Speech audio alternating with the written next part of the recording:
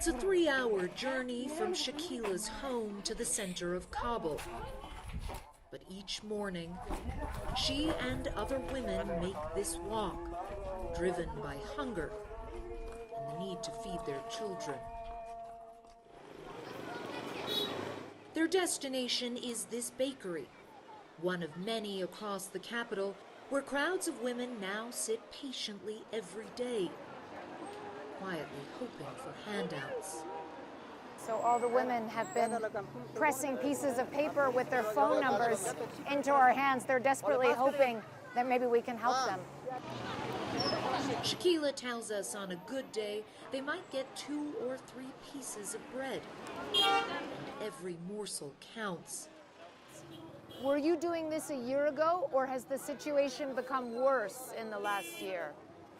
There's no work this year, she says. My husband has a cart, but now he only earns 30 to 40 cents a day. 1 year after the Taliban took power, Afghanistan is isolated and increasingly impoverished, largely cut off from the global banking system and the foreign aid that once funded almost 80% of this country's budget. It is also unmistakably safer. One thing the Taliban has been able to improve is security. Outside Kabul's airport, shops are open and the streets are calm. Excuse me? He says first. Cover my face? Cover. Okay. A far cry from the chaotic scenes we witnessed last summer. He told me to cover my face, but he doesn't want to comment on that truncheon he's carrying. It's my. Tens of thousands risked life and limb to try to flee the country. Stay behind him! Stay behind him! Many feared for their lives. Others that the Taliban would take the country back to the Middle Ages. For these girls, that fear has come true. They were just a year out from graduating when the Taliban announced a de facto ban on girls' secondary education after 6th grade. Now they have improvised ways to defy the ban, setting up unofficial schools where they continue their studies. Nahid Sadat's dreams of a diploma may have vanished, but her drive has not. I always say to myself that I am so powerful, I am strong, and these things can't bring my aims and my dreams and what I want to do. Do you ever feel scared? Yes. It's so risk for us that we don't cover our face and we study our lessons. You're very brave. Yeah, I know.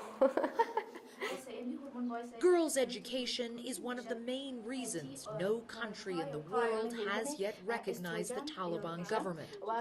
A point we put to Foreign Ministry spokesman Abdul Kahar Balkhi. When will the Taliban allow teenage girls to go back to school? From the perspective of the government, there's a range of mix of issues that has led to the temporary suspension of secondary schools. The most important and significant part of this is that the policy of the government of Afghanistan is education for all citizens of Afghanistan. And yet all citizens of Afghanistan are not currently able to get an education. What is the holdup? It seems that international actors are unfortunately weaponizing the issue of education. Instead of coming forward and interacting positively, they are trying to find moral justifications for some of the inhumane policies of sanctions, which is leading to the collective punishment of the entire people of Afghanistan. Do you want to see girls going to school again? The policy of the government of Afghanistan is very clear, and that is education for all citizens of Afghanistan.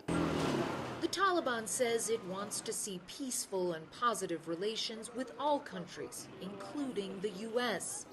But those prospects were dramatically diminished when the head of al-Qaeda, Ayman al-Zawahiri, was killed by a U.S. drone strike in a villa in downtown Kabul just over 2 weeks ago. We've made it very clear that the government of Afghanistan was unaware of the arrival or presence of Mr. Zawahiri in Kabul. So far we have been unable to establish as a matter of fact, that Mr. Zawahiri was indeed present in Kabul. Isn't that almost more frightening, though, the idea that you're claiming potentially the leader of al-Qaeda was here in the center of the city and you didn't even know about it? Again, we contend that notion that he was even present here. But even if he was, these types of incidents happen everywhere in the world. But they really don't. I mean, how can the U.S. possibly trust the Taliban leadership, though, to stay true to its promise that it will not allow sanctuary to be granted to terrorist groups? If we look at the Doha Agreement, the articles that define the commitments of the government of Afghanistan, all of them have been fulfilled. And if we look at the commitments that the United States of America has made, sadly, they have not fulfilled a single article. But we're hopeful and we continue to urge the United States to adhere to that agreement. It's a brazen position that complicates efforts to unfreeze funding to help the Afghan people, millions of whom remain hungry and reliant on the kindness of strangers.